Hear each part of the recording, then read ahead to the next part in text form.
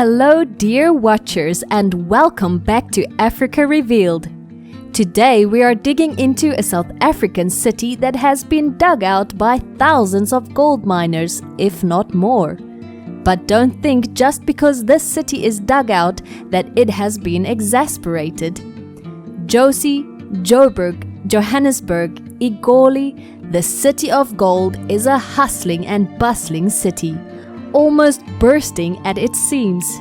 This dynamic city seems to never be saturated and is one of the more contemporary cities in South Africa. Today I will be revealing to you why this city is a treasure indeed and why it should keep on being treasured. Before I jump to fact number 10, you should jump to the subscribe button if you are not part of the Africa Revealed family yet. If you are enjoying the content, please drop a like and feel free to share your thoughts in the comment tab. Our team always enjoy reading feedback from our watchers and your insights are highly appreciated. Number 10. City of Gold. Many of you might not know this unless you really know your shiny stuff and where they come from, but Johannesburg is the world's largest known gold deposit. In 1886, gold was discovered in the then small town of Johannesburg in the rocky ridges known as the Witwatersrand, in English, the Ridge of White Waters. Joburg, despite not being remotely near a water source, managed to attract loads and loads of people with the news of the discovery of gold. At a time, the area called the Witwatersrand Basin produced 40% of the world's annual gold production. Who would have thought? Most of the mines were closed in the 1970s, but at current there are still 44 gold mines that are in regular use. Sadly, the closure but still existence of this closed-off gold mines cause a huge problem. The mines that are closed are usually closed due to the most gold being mined or due to the working environment becoming dangerous.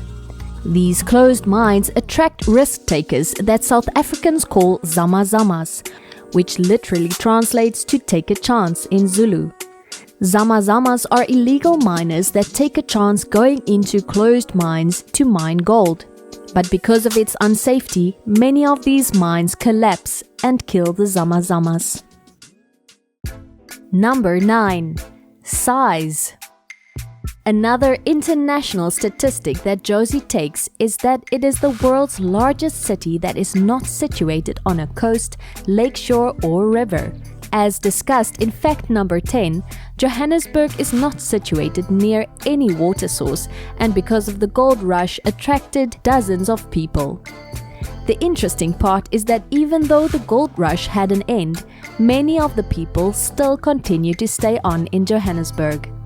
Today, Johannesburg has an estimate of 4 million inhabitants, explaining why this city is part of the most populated and urbanized parts of South Africa. Johannesburg is certainly a cosmopolitan city. The inhabitants are made up from different cultures, races, beliefs, backgrounds, and speak a variety of languages. Several languages are widely spoken in the city, including all 11 official languages of South Africa. Other foreign languages such as Portuguese, Greek, Italian and Russian are also spoken in this city, though not so frequently and usually as a home language, but rather as a business language. Number 8. Most powerful commercial center on the African continent.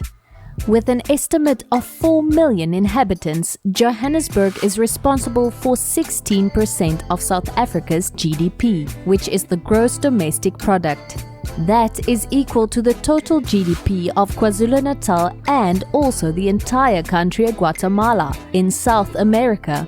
Noteworthy to add, this busy city employs 12% of the national workforce. Johannesburg has a first world infrastructure with a lower cost of living expected from a first world country, making it a very agreeable living and working environment.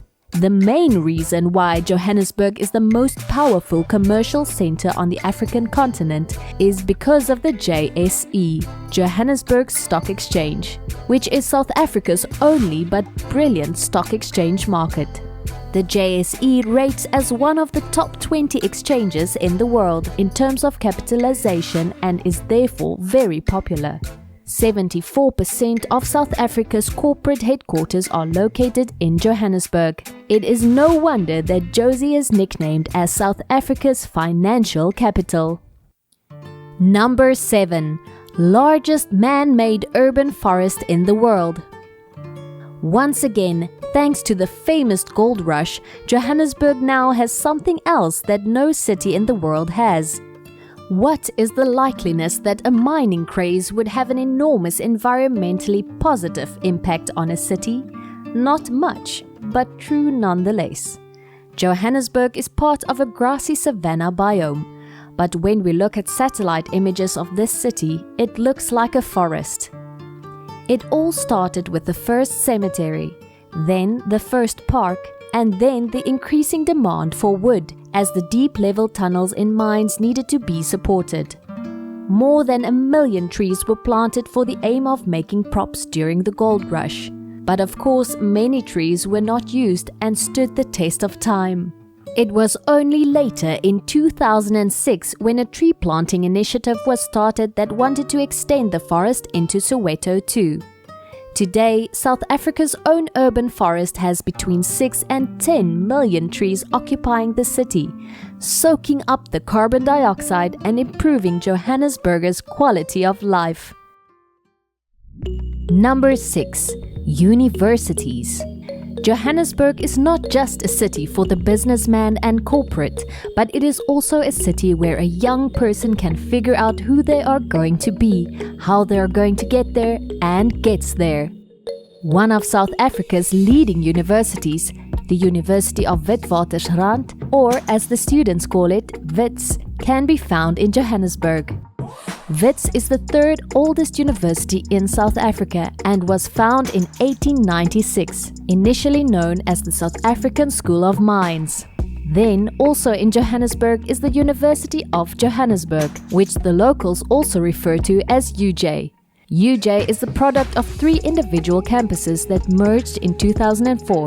The campuses used to be the universities Rand Afrikaans University, RAU, Technikon Witwatersrand, TWR, and the Soweto and East Rand campuses of Vista University.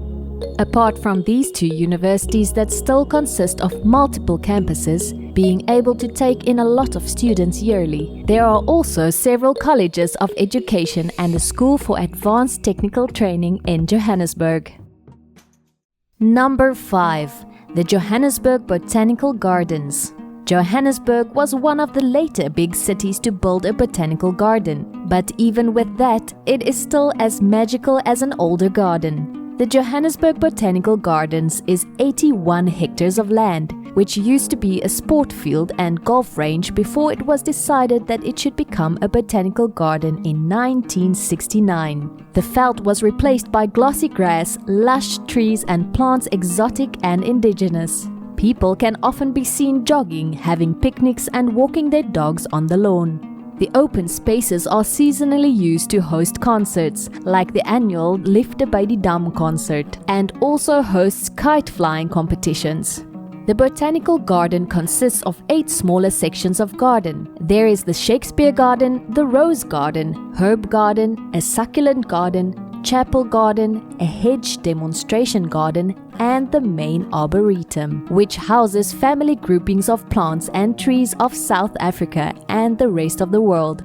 Then last but not least, Emmerensha Dam is also part of the Johannesburg Botanical Gardens, a 7.5 hectare dam fed by 2 smaller dams in the garden. Number 4. Gold Reef City. Talk to any South African and they will be able to tell you about their experience on the Anaconda ride at Gold Reef City Amusement Park. Though not all South Africans, especially not the young ones begging their parents to go, know that Gold Reef City is actually built atop a gold mine that closed down in 1971. The entire theme of the amusement park is built around the gold rush. Apart from all the rides and fun, there is also a casino and a museum. The museum used to be underground, but due to acidic mine water that started leaking, museum tours were halted and the entire museum was moved above ground in 2013. Gold Reef City is therefore the perfect place to visit if you're an adrenaline junkie, want to play with your own gold, or even learn more about the gold and build of Johannesburg. Number 3. Shopping centers. It has already been mentioned that Jozi is South Africa's so-called financial capital and that there is an estimate of 4 million inhabitants. So obviously the Johannesburgers like their luxuries and needs a place or two that can provide them of these luxuries. It is therefore no surprise that Johannesburg has some of the biggest and most expensive shopping centers in South Africa. Fourways Mall in Joburg is the biggest mall in South Africa and Sandton the most expensive. Fourways Mall is 178,000 square meters in size and has about 400 retailers. Except for a Sunday, the mall is open from 9 a.m. to 8 p.m. So you can shop all day long. Considering all the designer shops and boutiques in Sandton, it is understandably the most expensive mall in South Africa. But if one of these don't cater to your needs, no worries, there are 30 others to choose from. Number 2. Famous Johannesburgers. Johannesburg brought about more than just headhunting and corporate capitalists, and not everyone born in this city stayed there. You might be surprised to find out that some of your favorite celebrities were born in the City of Gold. Singer and songwriter Johnny Clegg, who is famous for his way of mixing Western and Zulu music, was born in Joburg and used to be an anthropology lecturer at Wits before taking up his singing career. With his musical partner Sipho Mchunu, Johnny started performing for migrant miners in labor hostels. By the time he died, he had sold over 5 million albums. Comedian Trevor Noah, who is now the host of The Daily Show on Comedy Central, was also born and raised in Joburg. He grew up and went to school in Soweto, where after his career began first as an actor, then a radio show host, and finally a novice comedian. Since he started with comedy, his career blew up and he moved to America. South Africans always smile when they see him on TV, some of them surely hoping he would come back home. Famous golfers Ernie Els and Gary Player were both born in Joburg, and so was their love for this sport. Number 1. The name Johannesburg. It is not 100% certain where Johannesburg got its name, but officials in Joburg stated that it is derivative from the names Johann Frederick Bernard Rissik and Christian Johannes Joubert. The confusion with the name origin comes from the fact that there were a few important men with the name Johann that held authority positions in the Zuid-Afrikaanse Republiek, ZAR or Transvaal Republic, or that were key persons in the founding of the town.